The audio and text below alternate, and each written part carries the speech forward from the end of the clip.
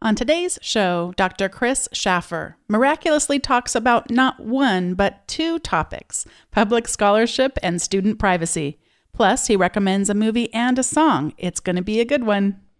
Produced by Innovate Learning, maximizing human potential. Welcome to this episode of Teaching in Higher Ed. This is the space where we explore the art and science of being more effective at facilitating learning. We also share ways to increase our personal productivity approaches so we can have more peace in our lives and be even more present for our students.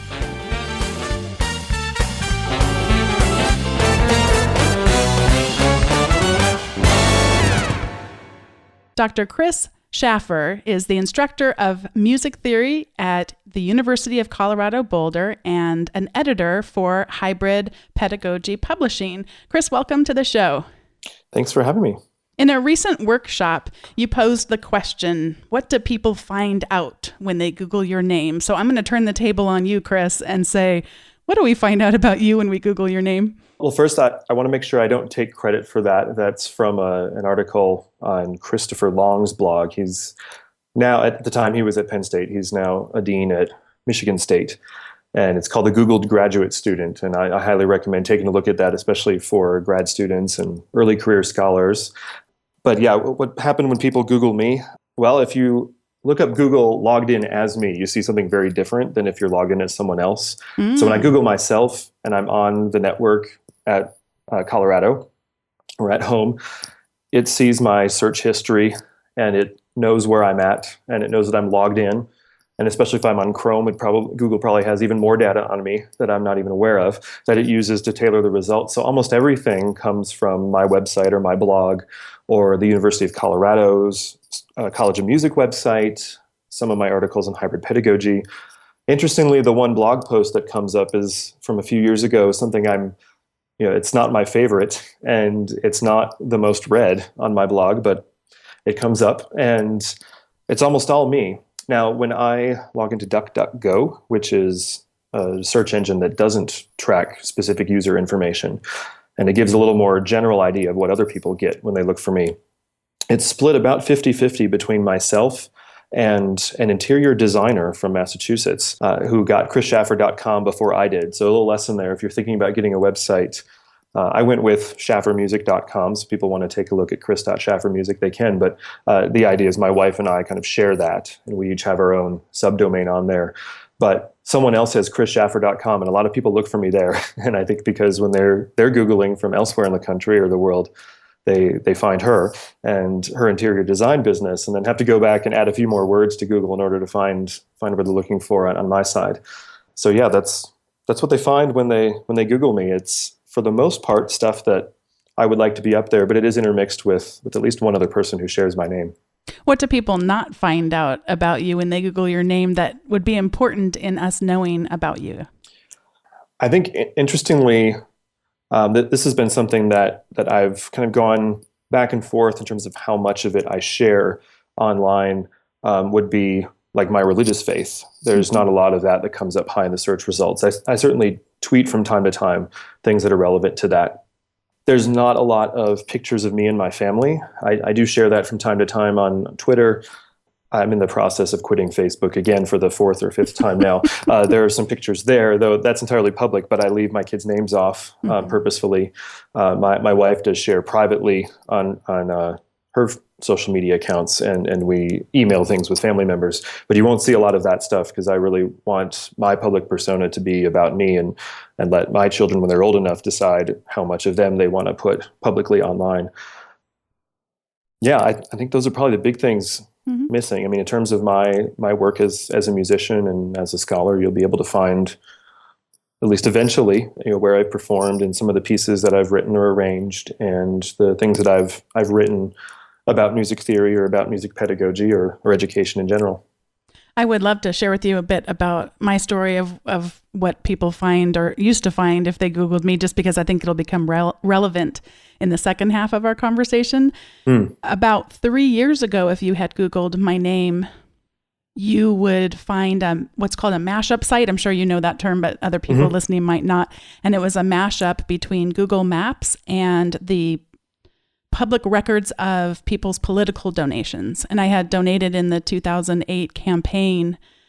If you donated more than $200, then that becomes public record. And so what people would find is a link to, Ariana Huffington's Huffington Post, the mashup of that, and you could find not only information about who I donated to as public record, but also you could find a map to our house, which was and that's something that a lot of people find when they Google themselves is a lot of those public information sites. It could be like whitepages.com type of things, address lookup, reverse address lookup. A lot of those things are public record if you've bought a house or sold a house. If you look deep enough in the results, or if you have little enough else that's available online, that will be up near the top, maybe on a list of 30 other people in the country that have the same name or a similar name, but that information is pretty findable, which is why things like the Gamergate movement and things are so dangerous. This idea of doxing, of publishing people's private documents very prominently online. We don't have a nice fuzzy boundary between completely private and completely public like we used to. The internet has made things a little more binary. And so like you said, we'll talk about this a little bit later, about the privacy implications of being in public.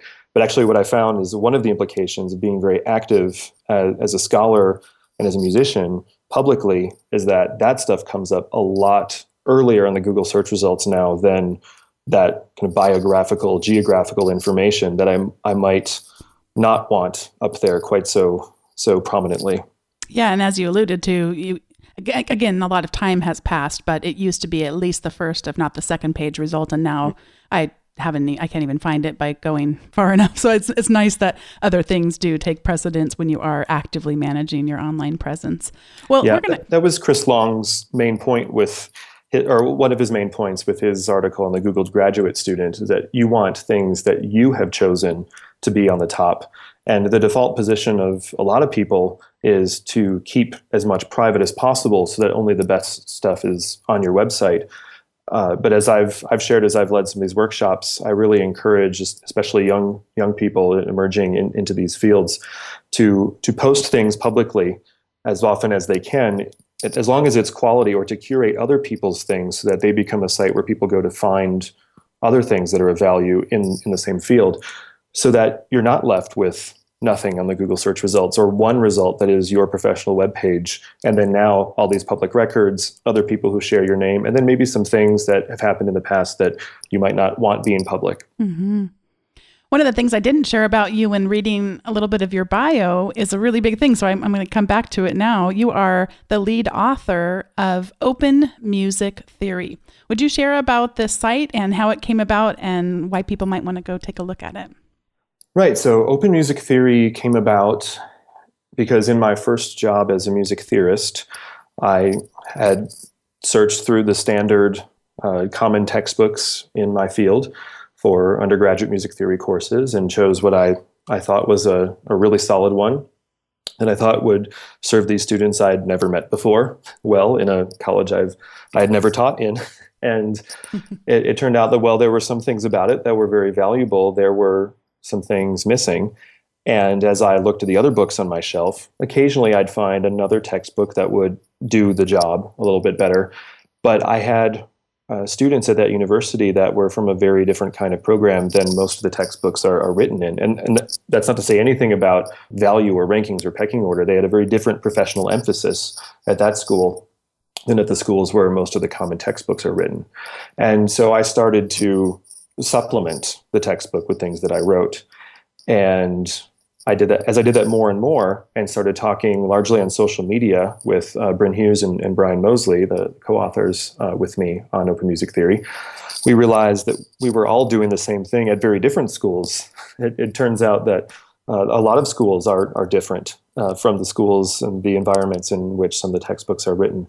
And in a very skills-oriented course sequence, like music theory and ear training, musicianship types of courses, the quality of the materials given to the students for their outside of class practice is really important.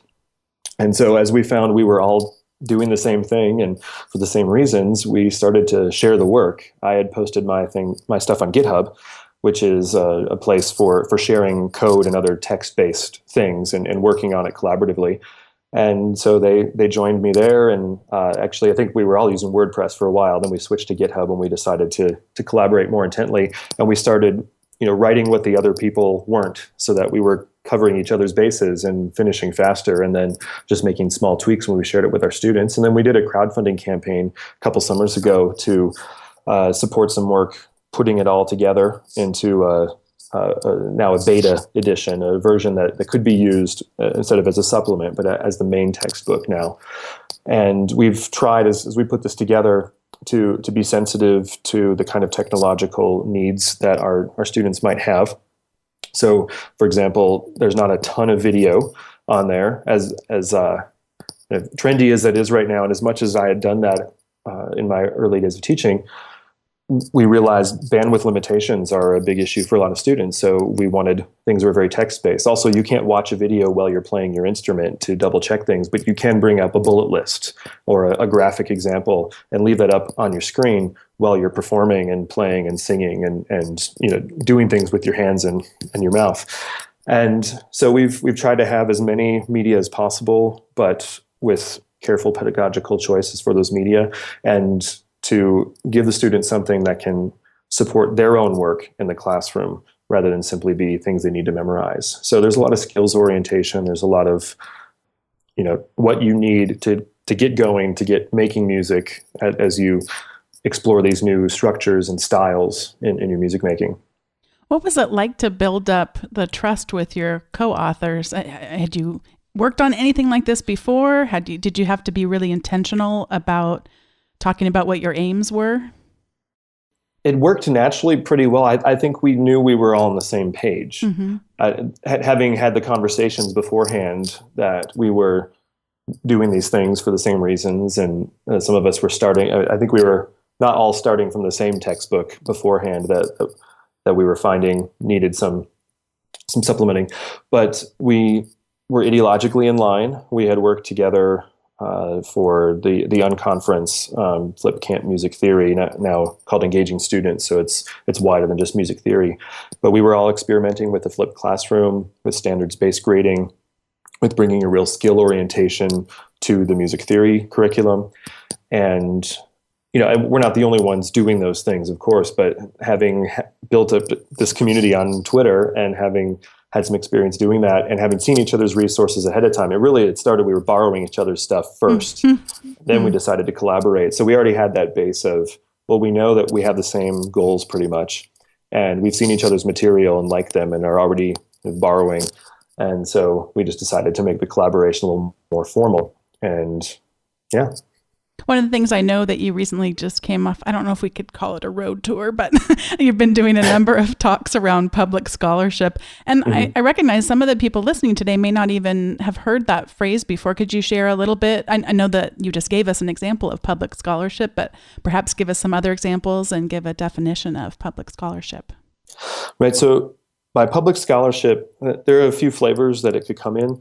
There's a lot of talk these days, and we're just coming off of Open Access Week last week, at least as of when we're recording. There's a focus on research being published in ways that anyone can access, whether or not they subscribe to a journal. And this is a big thing for public institutions like the one where I teach, where taxpayer money, public grants are funding a lot of the research, and then often the publishers are requiring further payment from those institutions for access to it. And so like a taxpayer could end up paying 3 times for a journal article. They pay once to support the grant and maybe the salaries of the people who are doing the research. They pay a second time in support of the institution and the library at the institution that buys a subscription to the journal.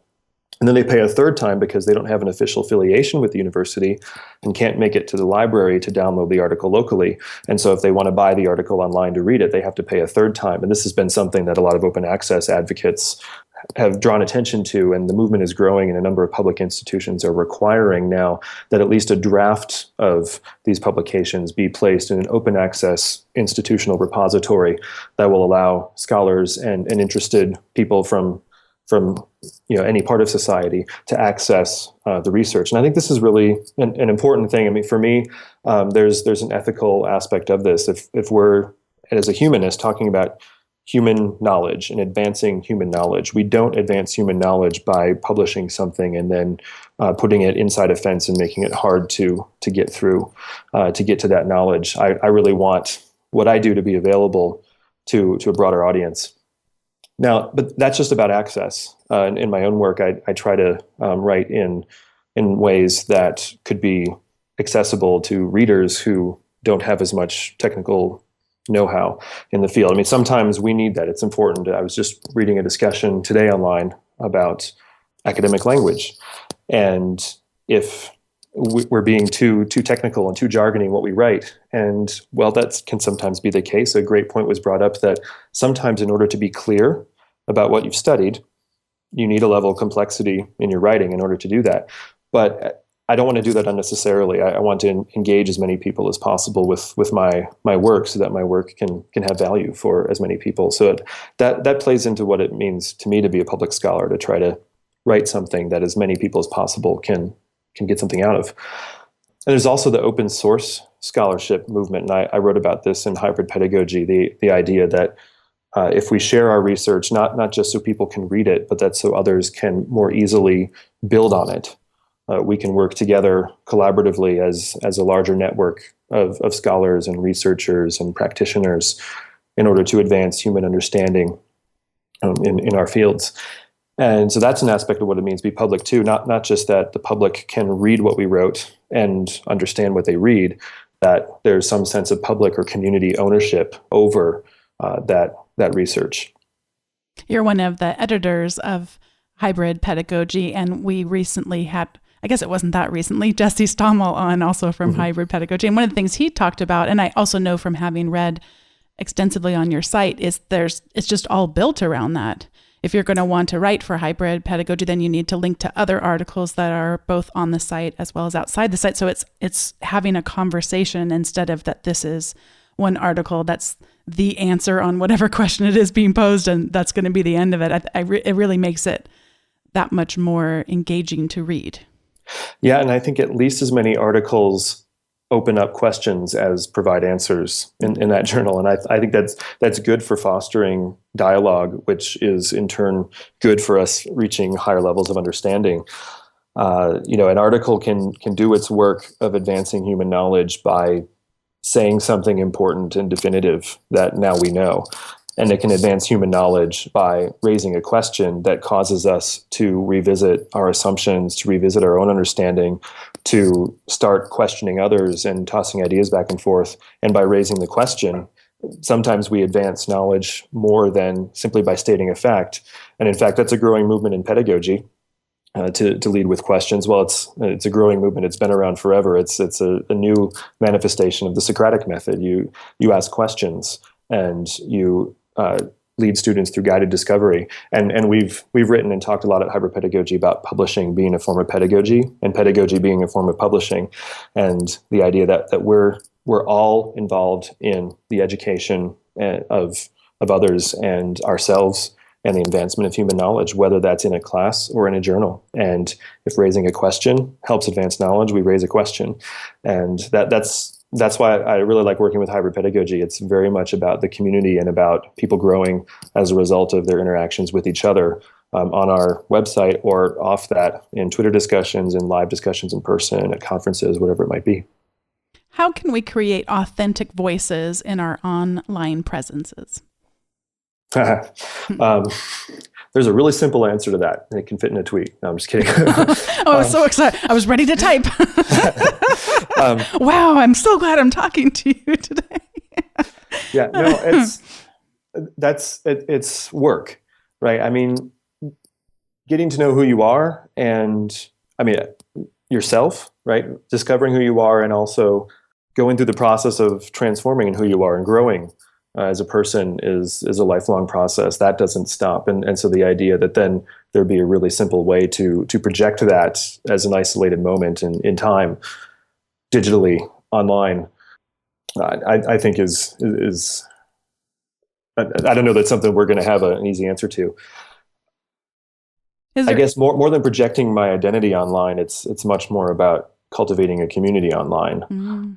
Like I've led some workshops on using social media as scholars or as artists, and I've experienced others or seen the advertising for others. And it can be really easy to think about self-branding and self-marketing and entrepreneurship, which that's the culture we live in, and we've got to sell what we have to an extent in order to make a living at it. And so that's the way the world is. But I'd much rather focus on the kind of community we can build and the relationships we can build. It's not as much about projecting who I am as it is about connecting with others. Now, projecting who I am so that we can find each other is something. But as I found in places like Twitter, like now that we have social media sitting right alongside the kind of Web 1.0, like here's some information, come read it, come download it. We can put our thoughts, our finished thoughts, or at least our finished for now thoughts, in a relatively static place and put it right next to where we're having our social engagements. And I think, as I've argued in the workshop I gave very recently, building an audience is really a lot like building a community. And you build that community not by being the best voice, but by being a good colleague, even by being a friend. And it takes time. But as we build these relationships, whether they're professional relationships or personal relationships, or more often a mix of the two, that building community, it's the community interaction, not what I do as an individual, that would invite someone else to want to be part of that. I think we invite people into community by being a good community more than we invite people into a community by being the person that they would want to start a community with, if that makes sense. Yeah, yeah. We've talked a little bit about public scholarship.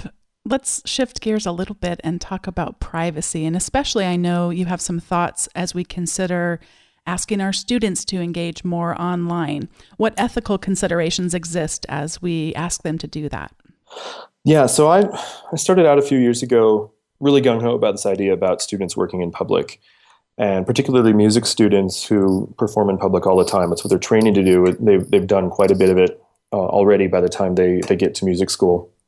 And I really wanted to take the academic side of things, the critical, reflective, theoretical side of things, and bring that public performance into it.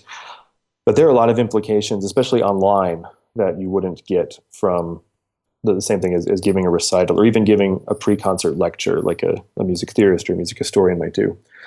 And at the same time, the platforms that are the best for cultivating that public presence, for building that community, for finding people who are already there who might share the same interests or goals, they're platforms that are corporately owned. They're platforms that sometimes, as I've said about Twitter, the affordances of Twitter that make it so easy to build a new community or to grow a community are the same affordances that allow for online harassment and abuse. And it can be something that can be a stark reality to send our students into this world unprepared. And so I pulled back quite a bit. I haven't had, I don't know, share like any big horror stories about what happened, just a growing realization, sometimes from conflict between students who are commenting on each other's blogs, which are outside of the, my control as the instructor, or just, the growing realization that they're uncomfortable with it and need some more support in growing that part of their digital life, their scholarly life. I've pulled back a little bit in order to focus particularly on specific areas where we might do that, where there's room in class to build in that support for doing it well. Like, model what it looks like, do some peer review, even some instructor review before things get published, allow them to publish anonymously or pseudonymously if they desire, doing things that help them protect their privacy. I've got a few tweets printed off and taped on my door, as one does. One of them is from Audrey Waters, where she says something along the lines of, if you're going to require students use digital tools, what do you teach them about passwords? And that's just a small statement in a much broader issue of digital privacy and digital ownership. But I think it speaks to something really important that we often, and certainly I did, we see an idea that looks fun and it looks great, or it's worked well for us as a scholar, and we have to really think about what are all the implications for our students when we bring this in. If we're asking them to sign up for Dropbox and attach themselves to a shared folder, what privacy concerns does that bring up, especially since there have been some privacy issues with Dropbox. There have been some with Google, and certainly we know the kind of online harassment that has happened on Twitter. What are we asking our students to open themselves up to, and how are we going to support them in it? Now, there have been some success stories, certainly, with using this. For example, last year, I had students editing Wikipedia articles on pieces of music that we were studying in class. And one group of students put their materials up as a very prominent piece of music that many people had alerts on the Wikipedia page. They could see when edits were added. And one particular person, I won't share any names here or pieces, but one particular person watching the site just deleted everything they contributed right away. And at first they were worried that I wouldn't see it, that they wouldn't get the credit for it for the class. And I said, well, I can see the history in Wikipedia. I can see what you put in, and you shared it with me on Google Drive. So I know that you did it. Don't worry about the grade. Would you like me to step in and be part of this conversation, though? Or do you want to just leave it as is or whatever? And not everyone in the group wanted to jump back in, but a couple people in that group decided they wanted to get that material back in. So they pasted it back into the article. And then the person who had deleted it said something mildly snarky, but then started engaging them point by point. And some of the points, yeah, he was right. They were missing some critical information there. But they're undergraduate music students. They're just learning this stuff for the first time. So it's that's to be expected. But there were several points at which, as they argued back and forth with him, they won the debate. And now a very prominent musical article on Wikipedia has information from them that was the result of this process of going back and forth with someone very senior in the field who was challenging them in ways even beyond what I challenged them to in class, because we were at a pretty introductory stage with our studies of this. And so there's some sense in which some of the students were fine just kind of bowing out. Hey, I did what I had to do for class. I learned some stuff about this music. That's fine. But a couple really wanted to go that route of, okay, what does it mean to be a public scholar? What does it mean to have this debate with someone outside the class? And they saw some real value here, because there are stakes there, whether or not what their insights get a voice on this very prominent platform. And it does now, as a result of their willing to go there. But I was there to support them. I was there to talk them through it, and I was ready to step in if I needed to, but they said, no, we'll take it. But, sometimes I have to step in and, when they ask it, or when it looks like, they really need that support. But that's something we have to be prepared to do as instructors if we're going to pull that expectation into the class. Have you had your undergraduate students show a sense of marvel or wonder that things like this are even possible to engage with a well-known artist just through online tools like you're describing? Or is it just, it doesn't really hit them as much as it might hit someone like me, because they've always seen the world like that? Yes.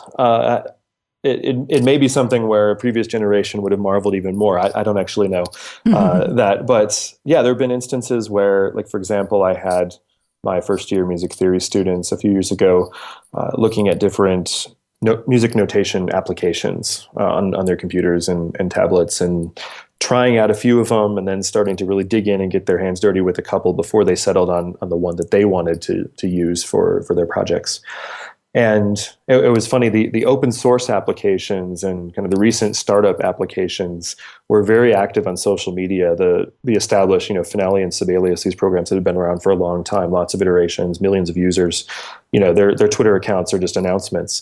But as they were just tweeting in class about the programs they were using, some of them started to get responses from the original programmers or from the official social media account of it. So to see them respond with helpful tips, or in one case, just a nice little, like a retweet and a smiley face from a programmer who liked the positive thing that they said about the application. They're like, oh, they saw it, and they came back the next morning when that had happened overnight. And in this case, the developer was in Finland.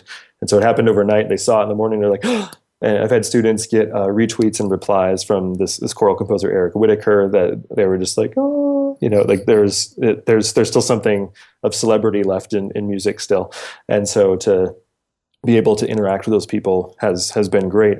when I've had students interact with scholars, like we use Twitter to interview Jesse Stommel, you've had on the podcast in the past, talking about digital humanities and public scholarship in the course of a class. And in other cases, I just said, here are some authors you'll be reading. Here are their Twitter accounts. They're pretty active writing about digital humanities. You might want to follow them. And in some cases, they're getting replies. And I think there it actually ended up being a little more of an expectation, because the first thing we did was interview a couple people on Twitter. So now it's like, oh, well, of course, the authors are going to reply to our questions. It's like, well, maybe not, but it's nice when they do. Yeah. So yeah, there's definitely been some of those situations where they really were able to connect with people outside, and including, the people who are the big names. And yeah. What have I not asked you about public scholarship or student privacy that we should talk about before we go on to recommendations? Everything on my list from before the podcast we've hit. I'm trying to think if there's any point that's come to mind, but no, I can't think of anything. I was cracking up because you and I are emailing back and forth, and can we take both of your talks that you've been giving recently and smush it into 30 minutes or so? You were a trooper for being up for that. Yeah, well, certainly if someone wants to look at my website, I posted notes and slides and links from both of those recently, so people can check that out. But yeah, I think it really is. I mean, if I'm going to kind of sum it up in a sentence or two, it would be public scholarship is really important. We're advancing human knowledge, and that's something that I think we should involve our students in as well as ourselves. But we also want to be sure that as we're making demands of people, particularly our students, and I think institutionally, if we're going to make demands of the scholars working for the institution, we want to be careful to think about what kind of support is going to be necessary, what kind of training is going to be necessary, and what kind of warnings do we need to give before people take that first step out there. I really appreciate you not coming down hard on either side, because it's not that you don't want them to do it, but recognizing there are implications and there is education that needs to happen before you could ethically start to have this be used in your class. I'm not phrasing that very well, but yeah, I mean, I often talk about, I use music as a metaphor for this. There's an appropriate role for the practice room. There's an appropriate role for the one-on-one private lesson. There's an appropriate role for the studio class where you play for fellow students and colleagues, and then for the public concert or recital. And these are all different things that are useful for different purposes and require a different level of comfort with the material.